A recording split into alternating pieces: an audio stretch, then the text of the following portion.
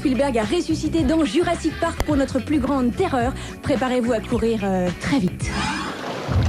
En 1993, une espèce disparue depuis plusieurs milliards d'années revient à la vie.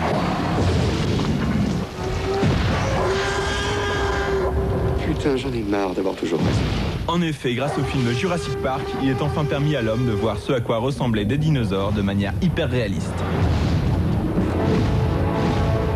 À la base, Jurassic Park est un livre signé Michael Crichton. Le film, lui, a été réalisé par Steven Spielberg.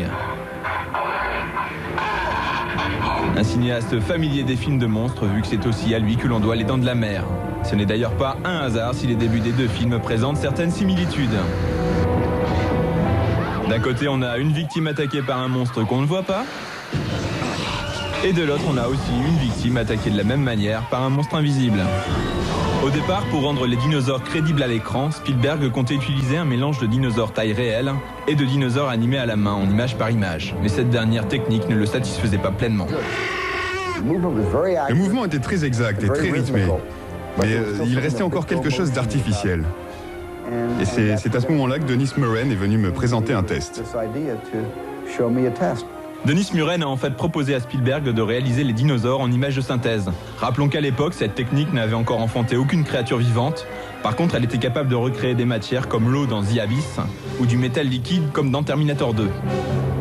Les premiers tests ayant convaincu tout le monde, le film mélangerait donc quelques marionnettes taille réelle, comme celui-ci, avec beaucoup de dinosaures en images de synthèse, comme celui-là.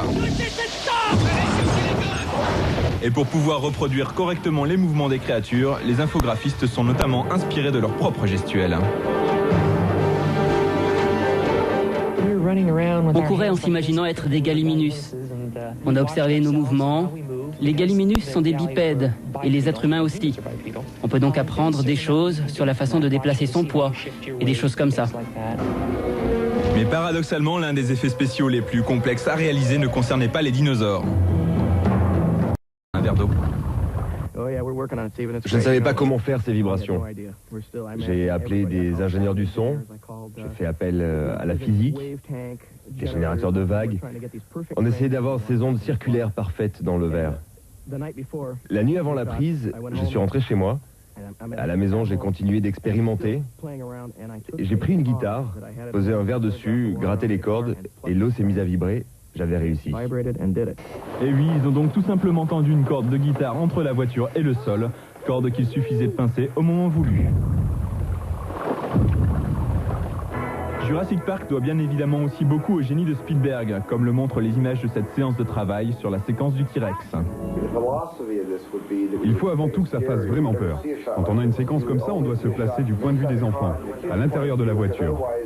Beaucoup feraient ça avec plein d'angles, mais à mon avis, ça ne fera peur que si on est dans la voiture avec eux.